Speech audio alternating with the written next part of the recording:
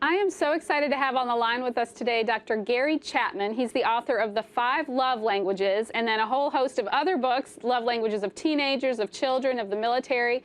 Dr. Chapman, thank you so much for being with us today. Well, thank you, Rachel. It's good to be with you. We're excited to have you. How did you figure this out? It's such a revolutionary concept, and it's one of those things like, how did this never occur to us before? You know, tell us about the process of figuring out what a love language is. You know, Rachel, it grew out of my counseling. They would sit in my office, and one of them would say, I just feel like he doesn't love me, you know. And the other one would say, I don't understand. I don't understand why. I do this and this and this. Why wouldn't you feel loved, you know? So what I did, I heard the same stories over and over and over again. So I sat down and read 12 years of my counseling notes that I made when I was counseling people and asked myself, when someone said, I feel like my spouse doesn't love me, what did they want? What were they complaining about?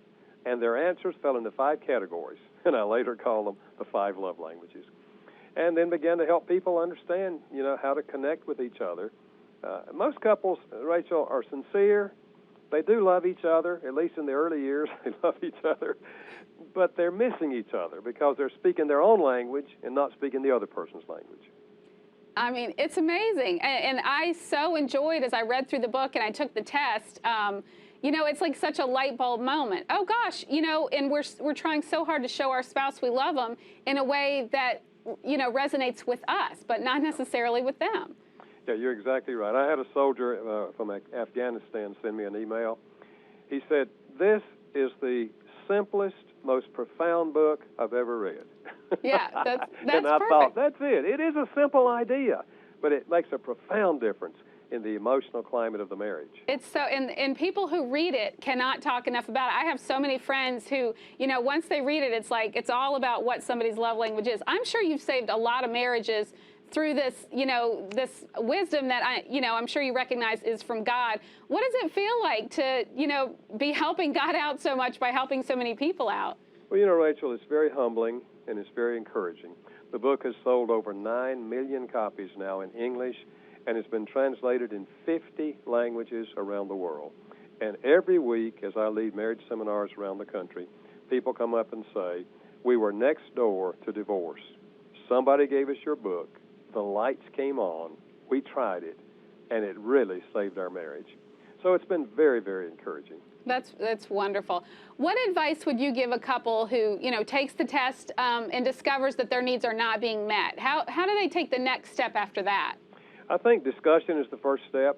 If each of the persons will either read the book or take the quiz, and they can get the quiz online as well, free, 5lovelanguages.com, and then discuss it with each other. You know, what is your primary language? What is your secondary language? And then kind of look back and say, how have we missed each other? It'll be pretty apparent how you've missed each other. And then I think just to say, why don't we try this? You know, and just try speaking each other's language at least once a week and just see what happens.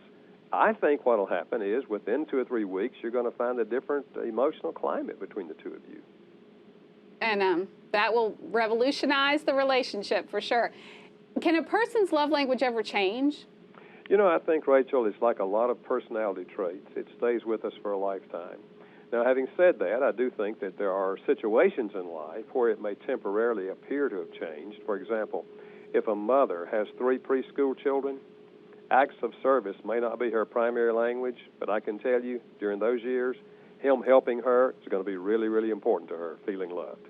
As a mom, I have 6 kids, and I'm very interested now. I want to go home and figure out all my children's love languages. How do you think having this information helps family life? Well, what it does with children, it helps parents do effectively what they're already doing, and that is loving their children. But one size doesn't fit all. If you have 2 or 3 children, they probably have different love languages. So one of them, you can give them words of affirmation, and they feel loved. The other needs quality time or physical touch or one of the other languages. So it enhances the effectiveness for parents of communicating love to their children. You know, if children feel loved, they grow up normally. But if they don't feel loved, they grow up with many internal struggles. And in the teenage years, they will go looking for love, typically in all the wrong places. So it's really key for parents to learn the love language of the children and communicate it on a regular basis. It's so wonderful. And you know, it's people have the best of intentions, but we just don't always know how to go about it in the right way. And I think that's what the book does. You know, it helps couples be effective in loving each other. It helps parents be effective in loving their children, their teenagers. And then, you know, with single adults, and there are many single adults out there, it helps them in all of their relationships. Because all of us as humans have the emotional need to feel loved by the significant people in our lives. And so the book helps you do that in an effective manner. Oh, it's so wonderful. It's such a wonderful resource. Dr. Chapman, thank you so much for being with us on our show today. It was so wonderful to have you. Well, thank you, Rachel. Good to be with you, and you keep up the good work. Thanks. You too. Thank you.